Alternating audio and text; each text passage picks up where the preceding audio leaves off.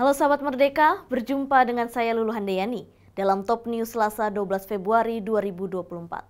TPN Ganjar Mahfud mengungkapkan adanya kelemahan aplikasi Sirekap KPU. Selanjutnya viral, beredar hasil exit poll pemilu luar negeri. Aplikasi Sistem Informasi Rekapitulasi atau Sirekap yang digunakan Komisi Pemilihan Umum di Pemilu 2024 menjadi sorotan. Tim pemenangan Ganjar Mahfud mendapati temuan adanya kelemahan dari perhitungan aplikasi tersebut. Dalam keterangan resminya pada Senin kemarin, tim hukum TPN Ganjar Mahfud menyebut Sirekap KPU rawan kelemahan dan kejanggalan pada proses input data.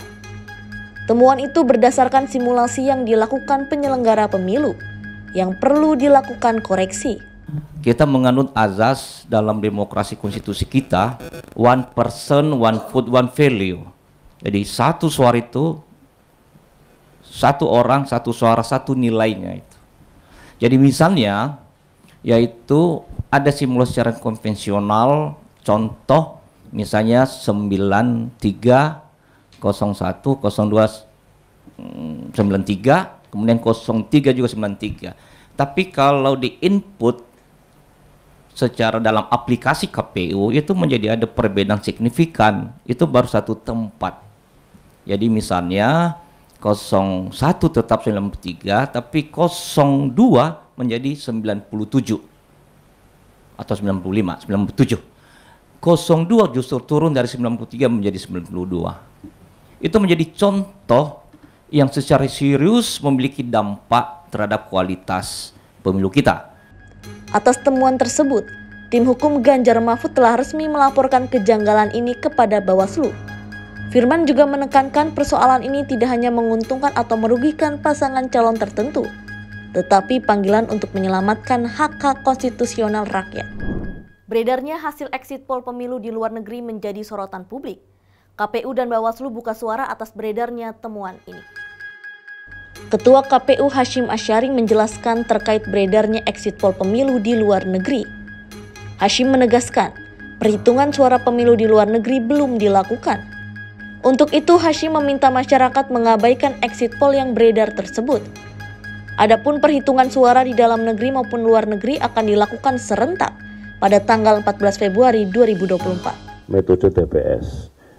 Nah, penghitungan suara, pemungutan suara di luar negeri, apapun metodenya, baik POS, KSK maupun TPS, penghitungan suaranya bersamaan dengan penghitungan suara pemilu di dalam negeri. Dengan demikian, kalau ada orang atau siapapun mempublikasikan ini hasil perolehan suara di Hong Kong, di Kuala Lumpur, di Sydney, di Jeddah misalkan ya, itu harus diabaikan karena penghitungan suaranya belum dimulai. Senada dengan Ketua KPU, Ketua Bawaslu Rahmat Bagja memastikan beredarnya exit poll pemilu di luar negeri justru dirasa aneh. Ia menegaskan belum ada perhitungan suara di luar negeri. Adapun perhitungan suara di luar negeri dilakukan pada 14 Februari 2024. Iya. Nggak ada mas, itu aneh itu. Exit poll ini berdasarkan penghitungan atau berdasarkan prediksi? Kalau prediksi silakan saja tanya kepada masyarakat yang memilih. Itu hak-hak mereka, teman-teman punya metode tersendiri tentang itu. Tapi penghitungan itu belum dimulai pada saat ini.